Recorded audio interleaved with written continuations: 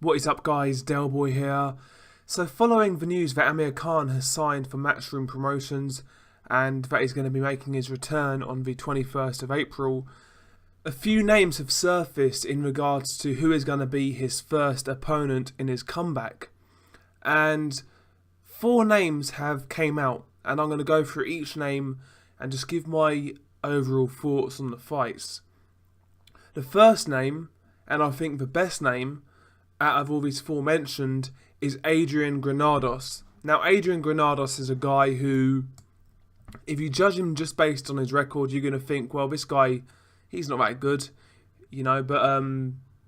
but his record doesn't tell the full story.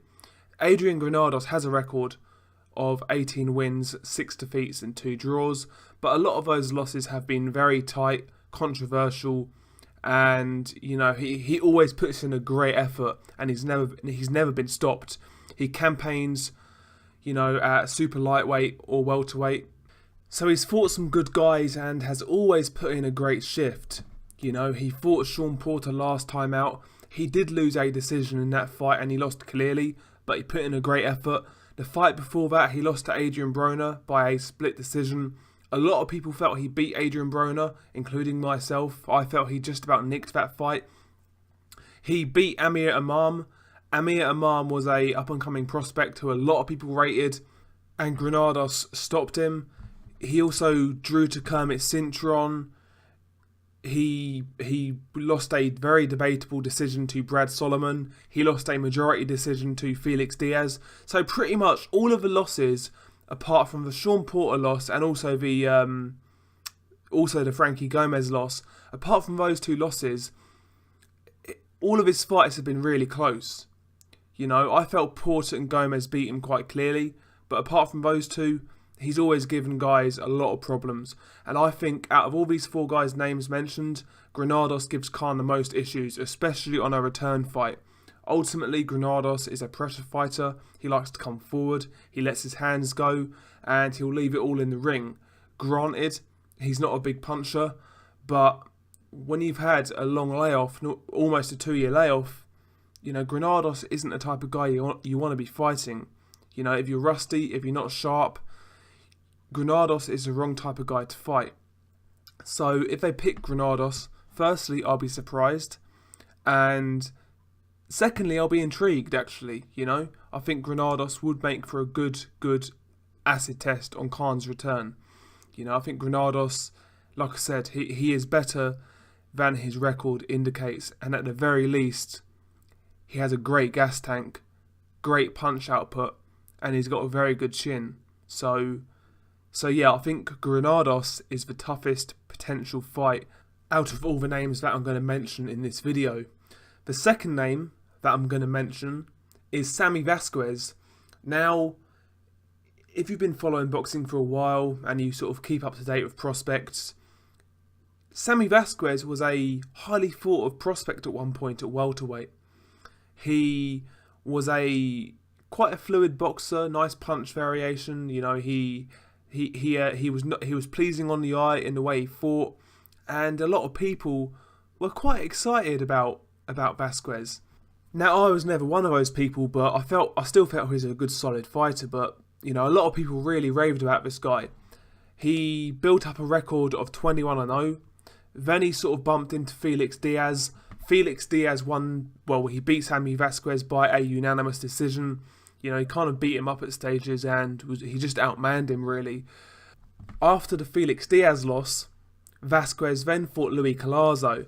Now, Louis Collazo obviously was a very good fighter at one point, but at that stage, Collazo was seen as sort of shop-worn and well past his best. He was coming off a loss to Keith Thurman pretty much 2 years earlier, and the Collazo fight was supposed to be a bounce-back fight for Sammy Vasquez, but Collazo turned back the clock and got a stoppage victory over Sammy Vasquez. So Vasquez is coming off 2 back-to-back defeats to Felix Diaz and Louis Collazo. For the record, for my money, the best wins on Sammy Vasquez's resume are Aaron Martinez, who obviously beat Devon Alexander, and Wale Omatuso. They're his best wins. But ultimately, when when Vasquez really took that step up, he was outmanned by Felix Diaz, and Collazo dragged him somewhere horrible and stopped him. So, if Khan is to fight Sammy Vasquez, it's not a terrible return, but I don't think Vasquez will give Khan too many issues, and I'll tell you why. Firstly, Vasquez and his confidence is going to be shot. Now, you could say the same for Khan, but to me, Khan, for what it's worth, you can say what you want about him, but he's always displayed very good confidence, so I don't think he'll be overawed in his return. And Khan has always looked good against southpaws, and obviously Vasquez is a southpaw. All of Khan's defeats have come by orthodox fighters, and some of Khan's best performances have come against southpaws. You know, you have to go back to the Louis Collazo fight where he looked really good, or the Devin Alexander fight where he looked really good. He's never lost to a southpaw. So that's another favour going to Khan. And I just feel stylistically, although Vasquez can show some good timing at times, I just don't think he has enough to beat Khan if Khan has anything left. I think Khan is pretty much all wrong for Sammy Vasquez, and you know, like I said, if Khan has anything left, he shouldn't really have too much trouble with Vasquez, to be quite frank. The third name I want to mention is Antonio DeMarco. Now, DeMarco's been around for quite some time and he's campaigned at quite a few different weight classes. He started out at lightweight, where he was a contender. He fought Edwin Valero for the WBC lightweight title all the way back in 2010. He lost that fight by a late stoppage. He then went on to secure the best win of his career against Jorge Linares. He won that fight by a late stoppage, I believe, off the top of my head. He also beat Mickey Roman at lightweight, and he beat John Molina Jr. at lightweight. He then ran into Adrian Broner, where he got kind of bashed up. He then moved up to super lightweight. He lost to Jesse Vargas for the WBA super lightweight title, and after the Jesse Vargas fight, he lost to Rancis Barthelemy and he lost to Omar Figueroa. I believe the Omar Figueroa fight was actually at welterweight, or might have been even at super welterweight actually. I know the fight was well north of where DeMarco usually fights at, put it that way. But DeMarco suffered 3 back-to-back defeats. He lost to Vargas, Barthelemy and Figueroa. But since then, he has bounced back with 2 wins. He beat a guy called Luis Solis, who I've never heard of. And he beat a prospect called Eddie Ramirez. And he was 17-0. So DeMarco, at the very worst, he's coming off a good win. But ultimately, although he's 5'10", to me, he's not really a natural welterweight. He's very slender. He's really not a bulky guy, and he could probably still make super lightweight, to be quite honest.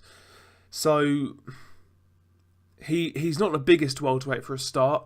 He's also a southpaw, like I said. Khan traditionally looks good against southpaws, and he is pretty slow. Now, granted, he's not like Angulo slow or like, you know, anything like that, but you've got to compare it to Amir Khan. You know, DeMarco is not on the same planet in terms of speed. You know, Khan is going to be so much faster. It's going to be unreal. DeMarco, just stylistically, to me, is just tailor-made for Khan to look good against. So I think DeMarco, he would take Khan rounds, but he's just going to get outboxed. He's not really going to pose many problems. Does he have a bit of power? Yes, but listen, he had power at lightweight.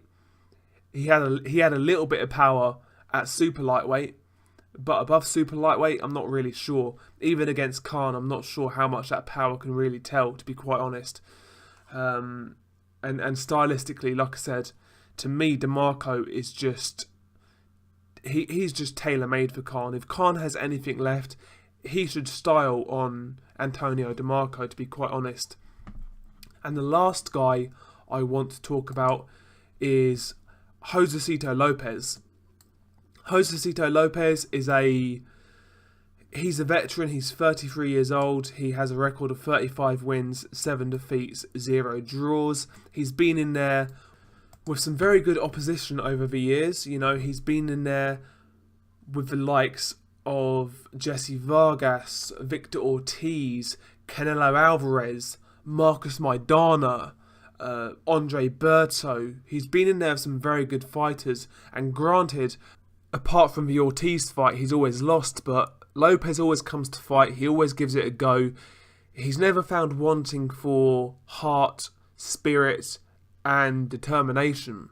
You know, he's going to give it a go. He's quite durable. He can take some punishment. And yeah, he'll make it a fun fight while it lasts. Even against Alvarez, where he was outweighed by so much, and he still gave it a good effort. You know, Josecito Lopez, he's pretty basic, but he comes to fight. You know, he'll let his hands go. He can crack a little bit, and ultimately, at the very least, what you can say about Lopez, if you don't rate him, he's not going to come to lay down. So to me, Lopez would be the second best choice out of these four guys. So if I had to rank them, and I think most people would agree with my first pick, I think most people would say Granados is arguably the toughest fight on Khan's return. I think that would be the best fight. After the Granados fight, it's down to interpretation for me. After the Granados fight, I would rank as second best opponent, I would say Josecito Lopez. Then I would say Sammy Vasquez, just because he's an actual welterweight. And then I'd say Antonio DeMarco, just because he's not a welterweight. So they are my extremely quick thoughts on the potential Khan opponents. They're the opponents that have been named so far. And I've got to say, I've criticised Khan a lot in the past, but ultimately, back in the day, I was a big fan of Khan. It was when Khan he lost to Peterson, he made his excuses, I kind of just let it roll. After the Peterson fight, he then fought Danny Garcia, he got stopped. It was at the Danny Garcia time where I stopped kind of supporting Amir Khan, not because he lost, but because he started to get delusions of grandeur.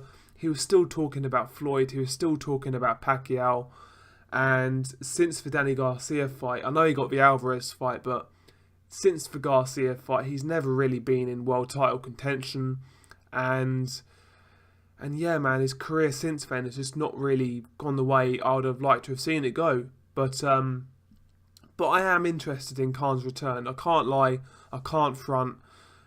I am looking forward to seeing Khan back in the ring, just to see how he looks.